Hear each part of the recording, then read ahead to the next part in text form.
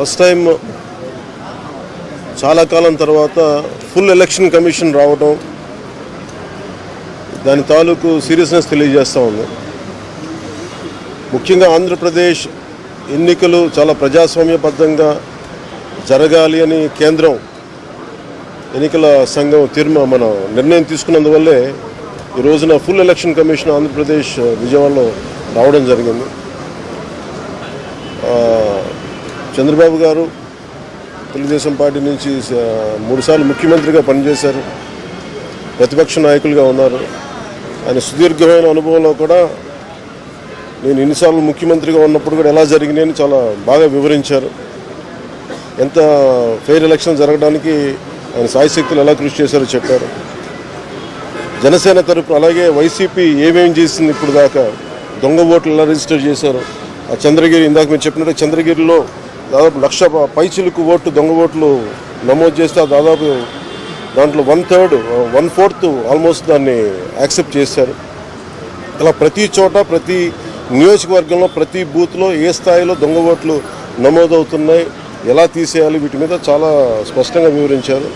జనసేన తరపు నుంచి నేను ప్రత్యేకంగా వివరించింది ఎలక్షన్ కమిషన్కి, మా వైసీపీ ప్రభుత్వం వచ్చినప్పటి నుంచి లా అండ్ ఆర్డర్ కంప్లీట్గా దిగజారిపోయింది.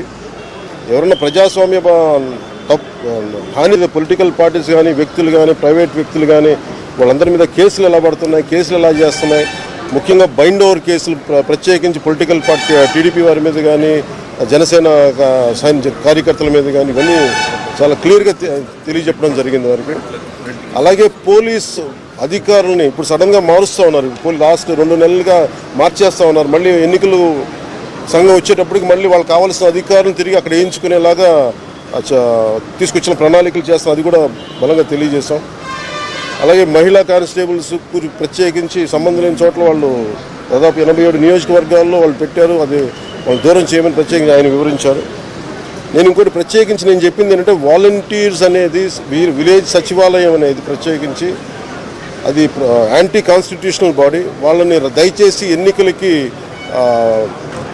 ఎన్నికల సమయంలో వాళ్ళని ఉపయోగించొద్దని చెప్పి ప్రత్యేకించి విన్నవించాం. అలాగే మేము కోరుకుంది ఏంటంటే మీరు కనుక సంపూర్ణంగా దీని వైపు చూడకపోతే, దీని పారదర్శకత కన్నా దీని ఎలక్షన్ చేయకపోతే ఇక్కడ ప్రజాస్వామ్యం కూని అయిపోద్ది, ఇక్కడ హింస ఎక్కువైపోద్ది. అలాగే గత స్థానిక ఎన్నికల్లో కూడా ఏ స్థాయిలో కనీసం ఒక దళిత యువకుడు లాంటి ఒక కనీసం నామినేషన్ వేసే పరిస్థితుల్లో కూడా లేదు, అందరినీ చేశారని చెప్పి ప్రత్యేకించి అది వివరించాం. ఖచ్చితంగా వాళ్ళు ఒకటే ఎన్నికల ప్రధానాధికారి ఒకటే చెప్పారు, ఆయన CEO, మేము చాలా కట్టుబడి ఉన్నాం, ఫ్రీ అండ్ ఫెయిర్ ఎలక్షన్ జరిగేలా కట్టుబడి ఉన్నాం అని చెప్పి అంత భరోసాగా ఇప్పుడు మాట్లాడటం ఖచ్చితంగా ఇది కేంద్రం చాలా సీరియస్గా తీసుకున్న ఆంధ్రప్రదేశ్ ఎలక్షన్స్లోనే తెలియజేస్తూ ఉంది. ఈసారి ఫ్రీ అండ్ ఫెయిర్ ఎలక్షన్స్ ఉంటాయి, ప్రభుత్వాలు మారుతాయి అనే నేను మనస్ఫూర్తిగా నమ్ముతున్నాను. అలాగే ఈ పరిస్థితుల్లో కేంద్ర ఎన్నికల సంఘం ప్రధానాధికారులందరికీ కూడా ప్రత్యేక ధన్యవాదాలు తెలియజేసుకుంటున్నాను.